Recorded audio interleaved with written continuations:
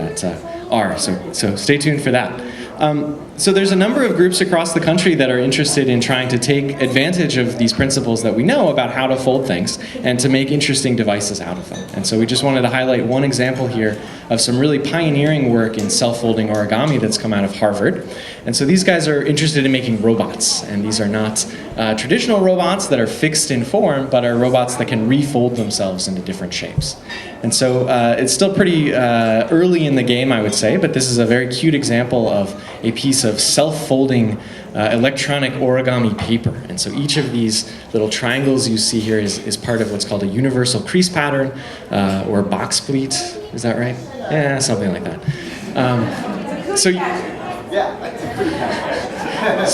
It's called a cootie catcher. That's the technical term.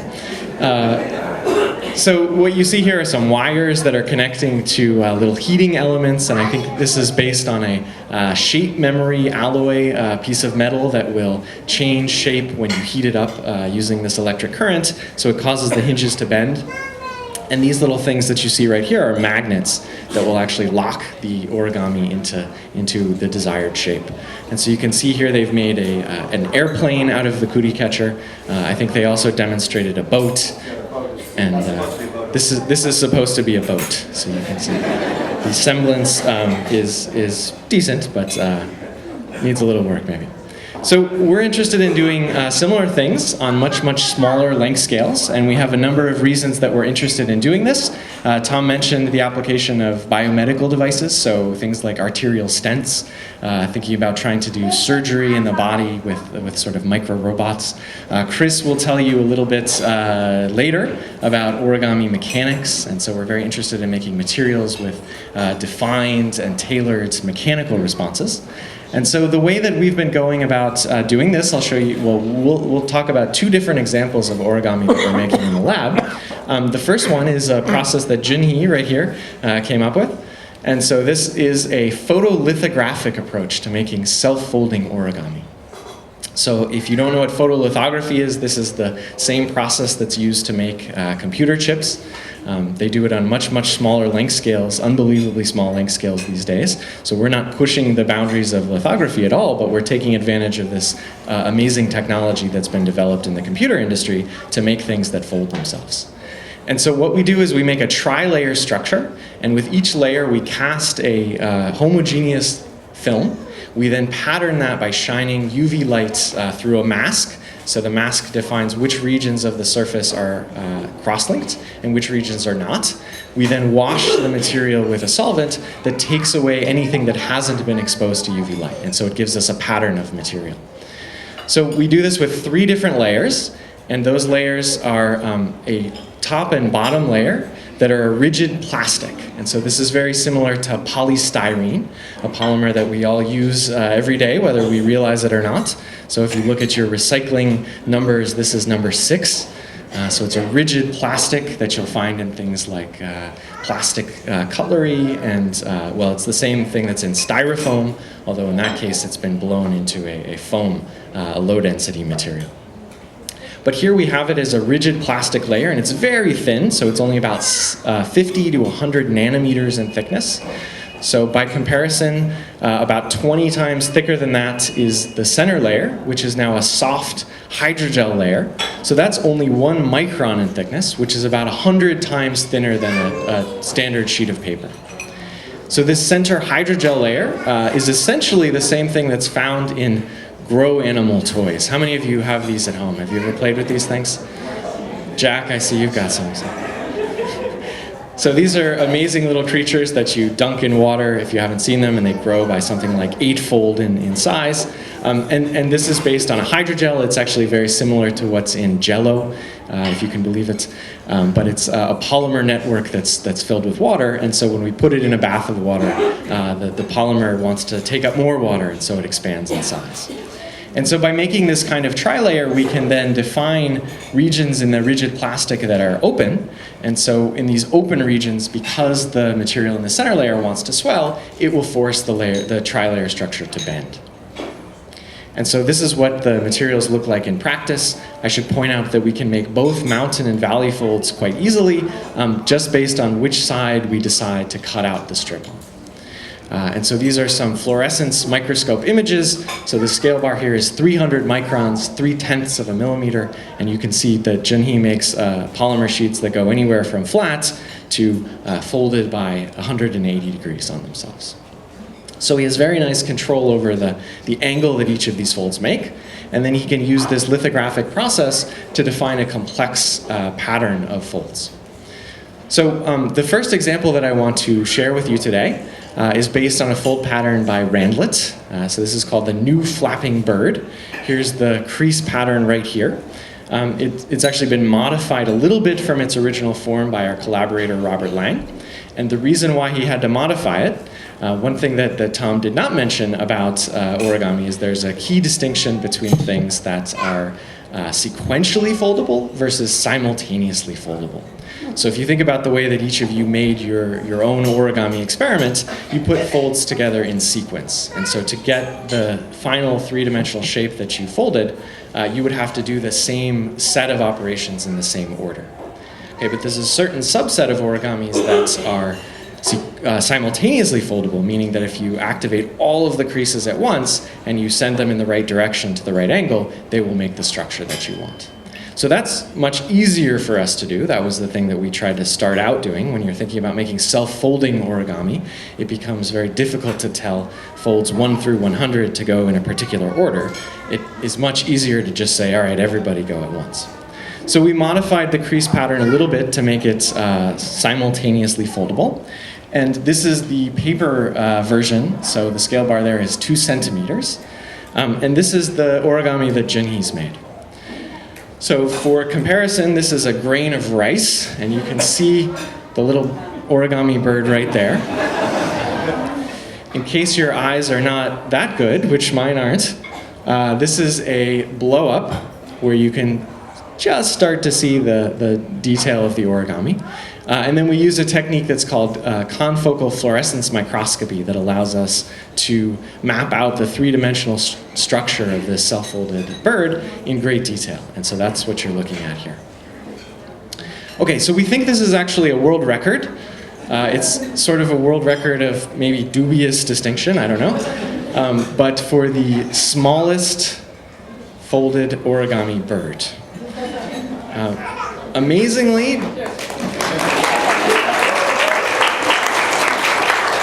Amazingly, it's only a world record by about 20%.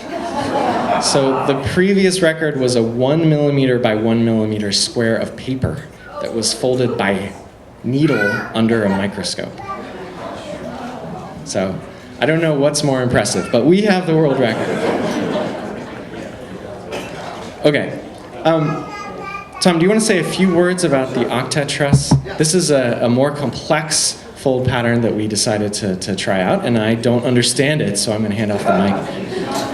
Well, this is an example of an origami tessellation, like the ones I showed you before, except this one doesn't fold flat. It folds into this structure called an octet truss. Now, the reason why this is interesting to a bunch of people, a bunch of different types of people, is because architecturally, an octet truss is, well, it's used a lot in architecture is the way I should say it.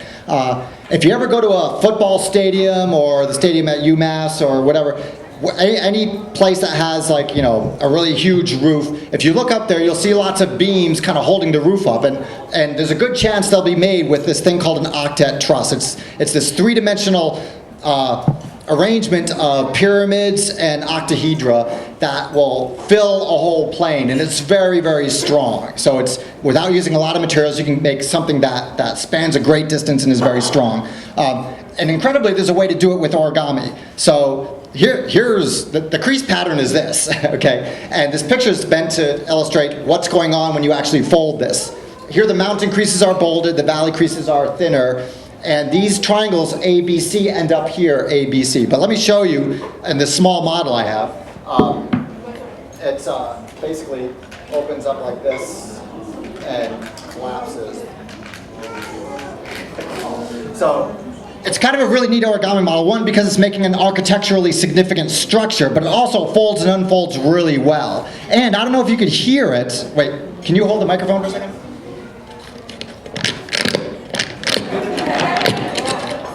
what you're hearing there is something called a snap through, where the model actually stays together rather well because once it gets close to this folded position, it wants to go there. The creases kind of snap into position.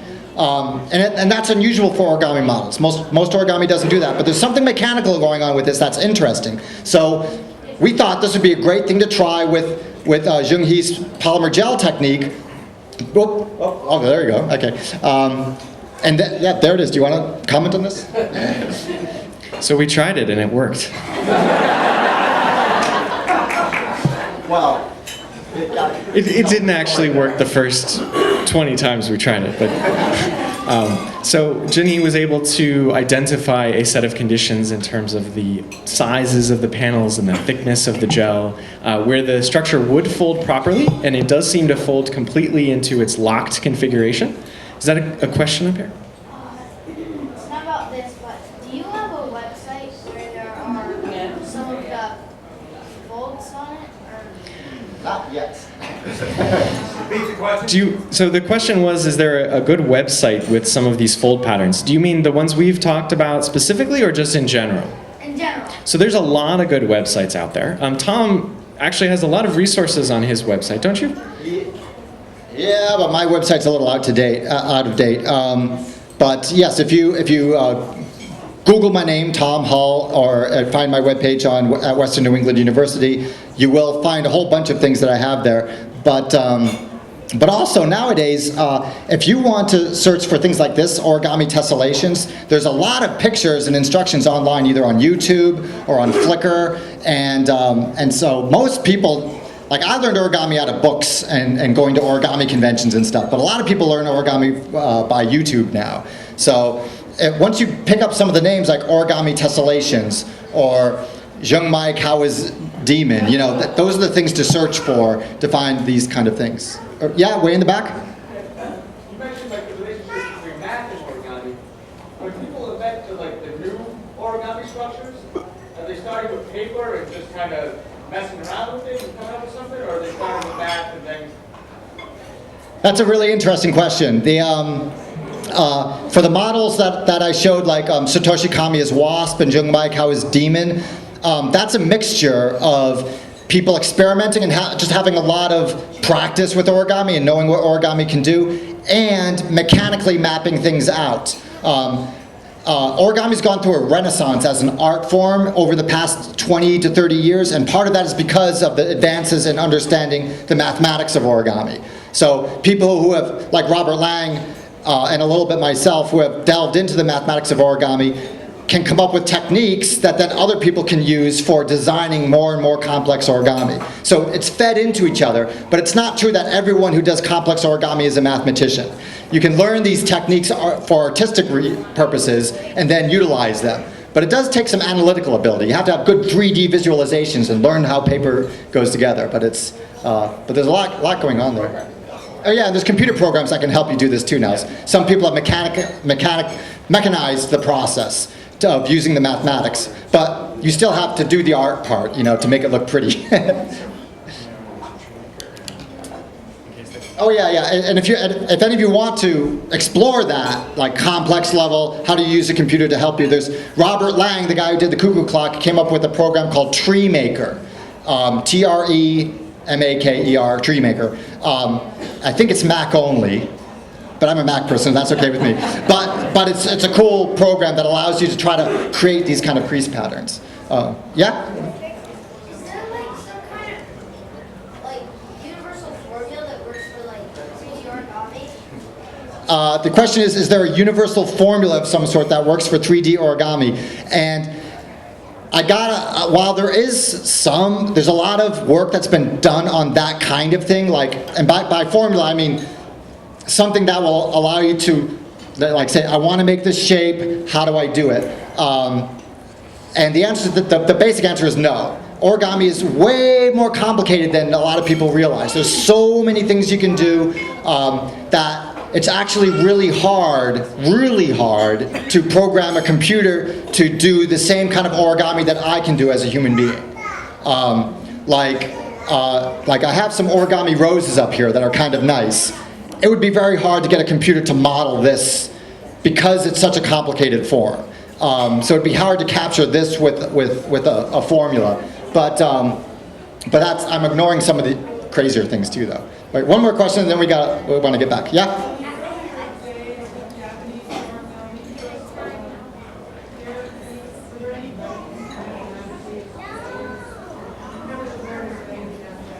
Right, so the question there is, in ancient origami or traditional Japanese origami, was there much knowledge or practice of studying the mathematics of it? And the short answer is we don't really know, but I do happen to know that there is a little bit of evidence that the answer is yeah, partly, because, just to make a long story really short, there was this practice in 17 or maybe even 1600, 1700, 1800 Japan for people to make these. This is going to sound really weird, okay? But people did recreational geometry in Japan back then. And the evidence is that people would make these wooden they'd make these wooden tablets, they'd paint these geometry problems on them, and then they'd hang them in Shinto temples, their religious temples. And that just sounds weird. Like, imagine going into church and seeing someone that had hung up a geometry problem, like, hey, here's a cool geometry problem that you can do while you're sitting in church, or whatever, you know. But that happened in Japan. People have discovered hundreds of these Japanese tablets. They're called sangaku tablets. And historians in Japan have collected these, studied them, studied the math used in them. There's a lot of really interesting circle and like basically Euclidean 2D and 3D geometry in them. But there's a couple that have been found that have origami in them, where people were clearly folding paper and looking at the math. Now, no one's found one that had Maekawa's theorem in it or anything like that, but clearly there were some people that were exploring the geometry and mathematics of origami. We just have no idea to what extent. But, so, anyway. Okay, so we still don't really understand how or why this thing folds. We're working on that. It should also have some very interesting mechanical properties as far as its rigidity and its tendency to lock into this shape. Unfortunately, the cool thing about this system is that we can make really tiny origami. The hard thing is that the origami are really tiny, so it's very hard to measure them.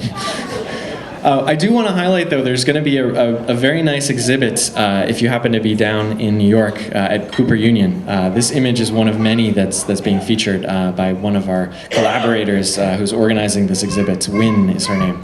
So it should be really cool. And this is timed to coincide with Origami USA, which is a larger kind of convention, origami festival, etc., which is going to be June 28th. New York City. So if you just Google Origami USA New York, you'll find all the information. Okay, you can't talk about self-folding origami and not show people movies, because you wouldn't believe